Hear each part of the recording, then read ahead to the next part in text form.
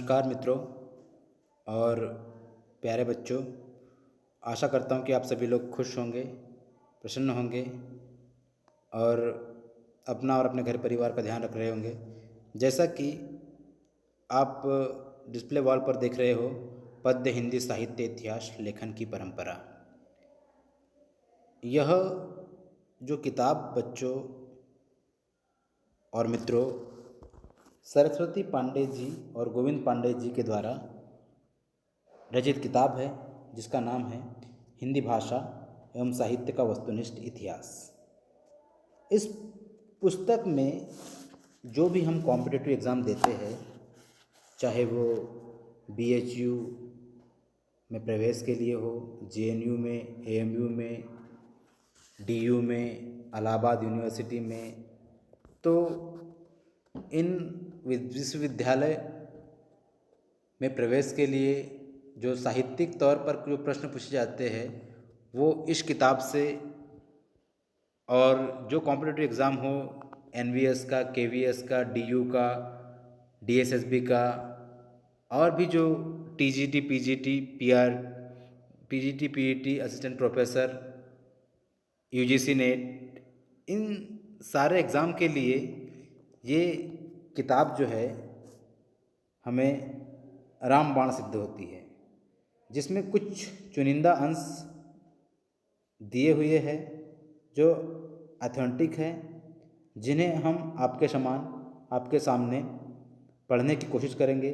उम्मीद है और यह आशा है कि आप इससे लाभान्वित होंगे। शुरू करते हैं पद्य हिंदी साहित्य इतिहास लेखन की परंपरा। पद्य हिंदी साहित्य इतिहास लेखन की परंपरा के अंतर्गत हिंदी साहित्य के इतिहास लेखन का सबसे पहला प्रयास फ्रेंच विद्वान गार्सा द तासी ने किया था। गार्सा द तासी ने अपनी पुस्तक की रचना फ्रेंच भाषा में की थी। तासी ने अपनी पुस्तक का नाम इस्तवार द ला लिटरेचर एंदुए हिंदुस्तानी रखा था। यह पुस्तक 2 भागों में विभक्त है, जिसका प्रकाशन क्रमशः 1839 और 1847 में हुआ था।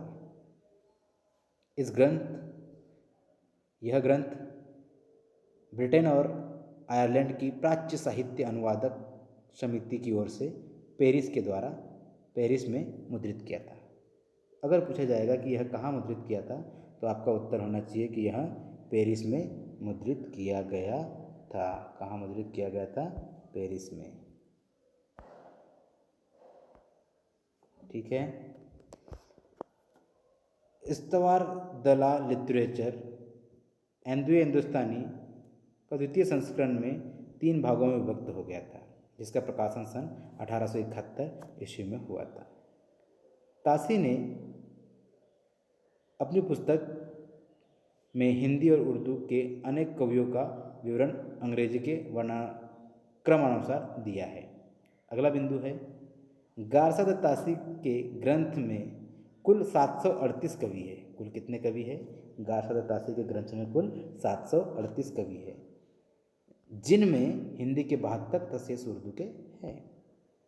अगला बिंदु है, डॉक्टर लक्ष्मी सागर वासने ने तासी के ग्रंथ का हिंदी अनुवाद हिंदुई साहित्य का इतिहास, क्या नाम से?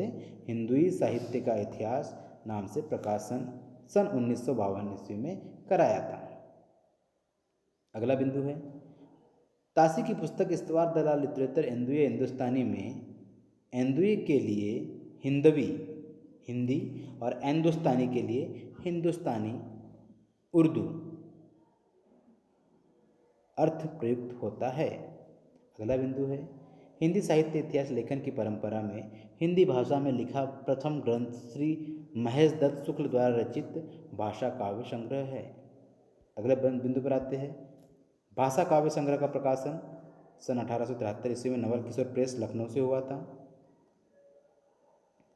अगला प्रश्न इंपॉर्टेंट है, शिव सिंह सेंगर ने शिव सिंह सरोज नाम से हिंदी भाषा में दूसरा महत्वपूर्ण इतिहास ग्रंथ रचा था। शिव सिंह सेंगर ने शिव सिंह सरोज नाम से हिंदी भाषा में दूसरा महत्वपूर्ण ग्रंथ रचा था। शिव सिंह सरोज का प्रकाशन कब हुआ था? शिव सिंह सरोज का प्रकाशन 1883 में हुआ था।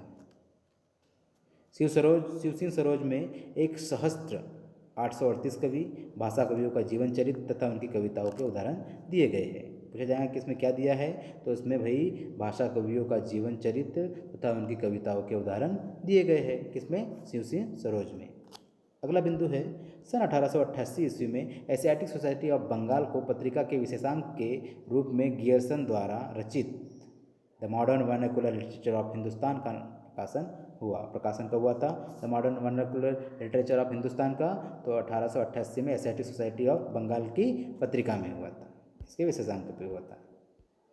अगला बिंदु है कि भाई जॉर्ज ग्रेसन द्वारा रचित the modern vernacular literature of Hindustan को सच्चे अर्थों में हिंदी साहित्य का पहला इतिहास ग्रंथ माना जाता है। गियर्सन ने अपने ग्रंथ में 952 कवियों को शामिल किया है। कितने कवियों को शामिल किया है गियर्सन जी ने? गियर्सन जी ने 952 कवियों को शामिल किया है। अगला बिंदु है, डॉक्टर किशोरी लाल गुप्त ने the modern vernacular literature of Hindustan का हिंदी साहित्य का प्रथम इतिहास शीर्षक से हिंदी अनुवाद किया था। The modern vernacular literature of India का हिंदी साहित्य का प्रथम इतिहास शीर्षक से हिंदी अनुवाद किया था, जिसका प्रकाशन सन 1957 में हुआ था। गियर्सन के कवियों और लेखकों का काल क्रमानुसार वर्गीकरण तथा उनकी प्रवृत्तियों को स्पष्ट किया था। विभिन्न युगों की काव्य प्रवृत्तियों की व्याख्या करते हुए उसमें संबंधित सांस्कृतिक प्रवृत्तियों की प्रेरणा स्रोत का उद्घाटन किया था। इसके बाद इम्पॉर्टेंट ये है कि प्रस्तुत ग्रंथ में विभिन्न कालखंडों को विभक्त किया गया है और प्रत्येक अध्याय काल विशेष का सूचक है। अगला बिंदु है कि भाई देखेंगे, जॉर्ज गियर्सन ने पहली बार हिंदी साहित्य का भाषा की दृष्टि से क्षेत्र निर्धारण करते हुए संस्कृत, प्राकृत एवं अरबी फारसी मिश्रित उर्दू को उसमें पृथक किया था। हिंदी साहित्य के विकास का निर्धारण चारण काव्य, धार्मिक काव्य, प्रेम काव्य, दरबारी काव्य के रूप में किया गया है। 16वीं-17वीं शताब्दी के युग भक्ति काल को हिंदी का स्वर्ण युग मानना गियर्सन की महत्वपूर्ण उपलब्धि है। 16वीं-17वीं शताब्दी के युग, उस युग को क्या कहा जाता है? भक्ति काल। भक्ति काल के को हिंदी काव्य का स्वर्ण युग मानना गियर्सन की महत्वपूर्ण उपलब्धि है। अगला बिंदु है, मिश्र बंधुओं ने मिश्र बंधु विनोद नामक इतिहास की रचना की थी। मिश्र बंधुओं ने मिश्र बंधु विनोद नामक ग्रंथ की रचना की थी। मिश्र बंधुओं में गणेश बिहारी, श्याम बिहारी तथा सुखदेव बिहारी मिश्र है। कौन कौन है बच्चों? साथियों, मिश्र बंधुओं में गणेश बिहारी, श्याम बिहारी, सुखदेव बिहारी मिश्र है। मिश्र बंधु विनोद 4 भागों में विभक्त है। कितने भागों में विभक्त है मिश्र बंधु विनोद? 4 भागों में विभक्त है, जिसके प्रथम 3 भाग का प्रकाशन सन 1913 ईस्वी में तथा चतुर्थ भाग का प्रकाशन 1934 ईस्वी में प्रकाशन हुआ था। मिश्र बंधु विनोद में 4591 कवियों का जीवन वृत्त वर्णित है। मिश्र बंधु विनोद में 4591 कवियों का जीवन वृत्त वर्णित है।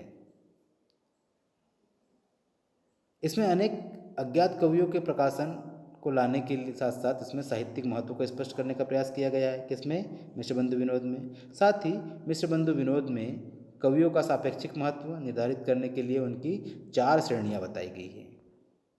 हिंदी साहित्य इतिहास लेखन की परंपरा में आचार्य रामचंद्र शुक्ल द्वारा रचित हिंदी साहित्य का इतिहास जो सर्वोच्च है। हिंदी साहित्य इतिहास के लेखन की परंपरा में आचार्य रामचंद्र शुक्ल जी द्वारा रचित, आप सभी लोग इसका अध्ययन करते होंगे, हिंदी साहित्य का इतिहास, इसका स्थान बहुत अत्यधिक सर्वोच्च है। अगला बिंदु है, आचार्य शुक्ल का इतिहास मूलतः नागरी प्राचार्यनी सभा द्वारा प्रकाशित हिंदी शब्दसागर की भूमिका के रूप में हिंदी साहित्य का विकास के नाम से सन 1929 में प्रकाशित हुआ था। हिंदी साहित्य का इतिहास में 1000 कवियों के और लेखकों को शामिल किया है। अगला देखते हैं, आचार्य रामचंद्र शुक्ल ने शिवसिंह सेंगर, जॉर्ज गियर्सन तथा मिश्र बंधुओं के इतिहास को कवि वृत्त संग्रह की संज्ञा से अभिहित किया था। आचार्य रामचंद्र शुक्ल जी ने शिवसिंह सेंगर, जॉर्ज गियर्सन तथा मिश्र बंधुओं के इतिहास को कवि वृत्त संग्रह कविवृत्त संग्रह संज्ञा से विहित किया था। आचार्य शुक्ल ने लिखा है, क्या लिखा है? जबकि प्रत्येक देश का साहित्य वहाँ की जनता की चित्तवृत्ति का संचित प्रतिबिंब होता है, तब यह निश्चित है कि जनता की चित्तवृत्ति के परिवर्तन के साथ साथ साहित्य के स्वरूप में भी परिवर्तन होता चला जाता है। आदि से अंत तक इन्हीं चित्तवृत्तियों की परंपरा को परखते हुए साहित्य परंपरा के साथ उनका सामंजस्य दिखाना है। साहित्य का इतिहास यही कहलाता है। जनता की चित्तवृत्ति बहुत कुछ राजनीतिक, सामाजिक, सांप्रदायिक तथा धार्मिक परिस्थिति के अनुसार होती है। आगे लिखते हैं शुक्ल जी कि भाई आचार्य रामचंद्र शुक्ल ने साहित्य इतिहास को आलोचना से पृथक किया तथा अपने विकासवादी एवं वैज्ञानिक दृष्टिकोण का परिचय दिया। आचार्य शुक्ल ने साहित्य इतिहास के प्रति एक निश्चित व सुस्पष्ट दृष्टिकोण का परिचय देते हुए युगीन परिस्थितियों के संदर्भ में विकास क्रम की व्याख्या करने का प्रयास किया। आचार्य शुक्ल ने काल विभाजन के अंतर्गत हिंदी साहित्य के 900 वर्षों के इतिहास को 4 सुस्पष्ट कालखंडों में विभक्त किया है, जिससे आप सभी लोग अनभिज्ञ नहीं हैं। शुक्ल जी ने भक्ति काल को 4 भागों या 4 शाखाओं में बांटकर उसे सर्वप्रथम शुद्ध दार्शनिक एवं धार्मिक आधार पर प्रतिष्ठित किया है। आप देख रहे होंगे डायग्राम में बनाया है भक्ति काल। भक्ति काल को 2 धाराओं में बांटा गया है, निर्गुण धारा और सुगुण धारा। निर्गुण धारा को फिर 2 भागों में बांटा है, ज्ञानश्रेयी और प्रेमाश्रेयी। सुगुण धारा को फिर 2 भागों में, राम भक्ति और कृष्ण भक्ति। रामचंद्र शुक्ल ने अपने इतिहास में पहली बार कवियों और साहित्यकारों के जीवन वृत्त संबंधी इतिहास वृत्ति के स्थान पर उनकी रचनाओं को साहित्यिक मूल्यांकन की प्रमुखता दी है। एडविन क्रिप्स महोदय ने सन 1917 ईस्वी में अंग्रेजी भाषा में स्केच ऑफ हिंदी लिटरेचर नाम से हिंदी का एक संक्षिप्त इतिहास ग्रंथ लिखा है। इन्होंने हिंदी साहित्य के इतिहास को 5 विभाग बताए हैं। एडविन महोदय ने सन 1920 ईस्वी में FEK ने अंग्रेजी भाषा के हिस्ट्री ऑफ हिंदी लिटरेचर नाम से एक इतिहास ग्रंथ रचा था। अगला बिंदु है कि भाई तज़किरा-ए शूराई हिंदी नामक इतिहास ग्रंथ मौलवी करीमुद्दीन द्वारा लिखा गया है। आपसे पूछा जाएगा कि भाई तज़किरा-ए शूराई हिंदी नामक ग्रंथ किसने लिखा, नामक इतिहास ग्रंथ किसने लिखा? तज़किरा-ए शूराई हिंदी, तो यह ग्रंथ लिखा था मौलवी करीमुद्दीन जी के द्वारा। इस ग्रंथ में कुल कवियों की संख्या 1004 है, जिसमें हिंदी के 62 कवि है। और इस ग्रंथ में प्रथम कालक्रम का ध्यान रखा गया है। ठीक है बच्चों, आज तक के लिए इतना काफ़ी है। फिर मिलते हैं आपसे अगली क्लास में।